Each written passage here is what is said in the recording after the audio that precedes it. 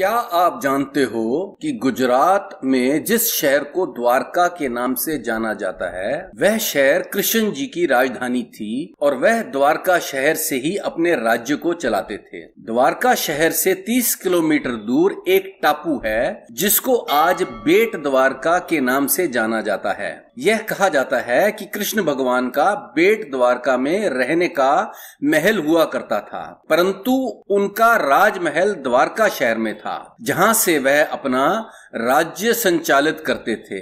यह बात महाभारत में लिखी हुई है और हमारे कई और ग्रंथों में भी इसका जिक्र है। द्वारका के लोग भी इस बात को मानते हैं और सभी यही बात बताते हैं कि यह कृष्ण भगवान की ही नगरी है। इसके बाद भी बहुत लोग यह कहते हैं कि यह द्वारका वह नहीं जिसके बारे में महाभारत में लिखा हुआ है। और महाभारत तो केवल एक कहानी है, परंतु एक जबरदस्त वैज्ञानिक खोज ने इस चीज को प्रमाण दिया है कि वही द्वारका है जहां कृष्ण जी की राजधानी थी। और यह भी पता लगा कि यह शहर 3000 साल पुराना नहीं परंतु 10,000 साल पुराना है। खोज के समय जो लकड़ियां और धातु की कलाकृतियां मिली उनकी कार्बन डेटिंग से पता लगा कि यह शहर 10,000 साल पुराना है। इस खोज ने विश्व के पूरे इतिहास पर शंका का चिन्ह खड़ा कर दिया कि शायद हम विश्व के इतिहास के बारे में कुछ भी नहीं जानते।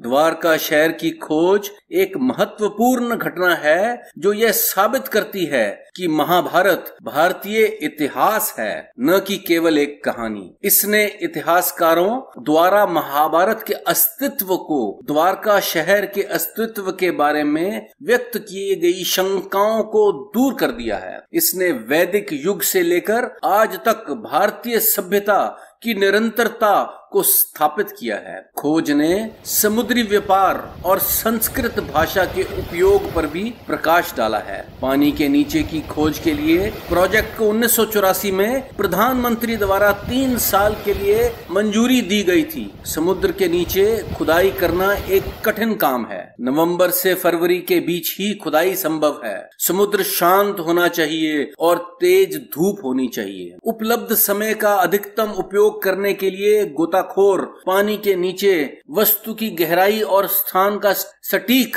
अनुमान लगाने के लिए इको साउंडर का प्रयोग करते हैं। साउंड स्कैन सोनार समुद्र तल को दृश्य प्रस्तुत करता है। संकेतों को पढ़ने से पानी के नीचे की वस्तु की व्यापक प्रकृति का पता चलता है। अंडर वाटर स्कूटर, स्कूबा जैसे सामान्य ड्राइविंग उपकरण सेवा में लाए जाते। 1983 और 1990 के बीच SR राव की टीम को ऐसी खोजें मिली जिन्होंने एक समुद्र में डूबे हुए प्राचीन द्वारका शहर का प्रमाण दिया। प्राचीन द्वारका शहर 6 ब्लॉकों में बनाया गया था।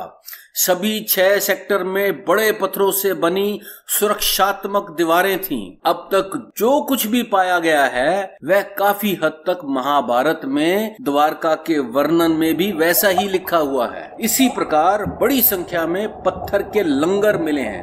यह बताते हैं कि उस समय विदेशी व्यापार हुआ करता था और यह कि बड़े जहाज समुद्र में लंगर डालते थे और छोटे जहाज गोमती नदी पर बने गोदामों के पास तक आ जाते थे, जिसका एक हिस्सा अब पानी में डूब गया है। खुदाई वाले प्राचीन शहर का लेआउट, किले की दीवारें और फैलाव और स्थान महाभारत के हरिवंश में लिखे वर्णनों से मेल खाता है। महाभारत के हरिवंश में बहुत अच्छी तरह से द्वारका शहर का वर्णन किया हुआ है। इसके अनुसार द्वारका का क्षेत्रफल 12 योजन था। यह एक पट्टी द्वारा मुख्य भूमि से जुड़ा हुआ था जो अब भी कम पानी होने पर दिखाई देता है। खोजा गया द्वारका नगर उसी आकार का है जैसे महाभारत में लिखा हुआ है। हर भारतवासी के लिए यह एक बहुत ही गर्व की बात है कि आज हम वैज्ञानिक प्रूफ के बल पर कह सकते हैं कि भारत का सनातन धर्म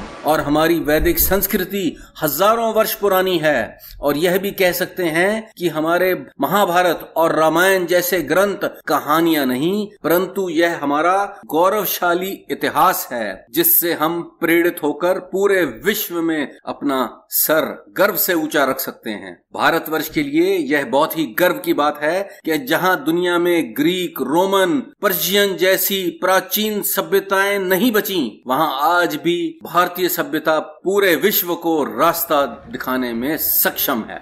हमारे चैनल को प्लीज सब्सक्राइब कीजिए और नोटिफिकेशन बेल दबा दीजिएगा कि हम इस तरीके के नए वीडियोस जब भी लाएं तो उसका नोटिफिकेशन आपको मिलता रहे। Thank you.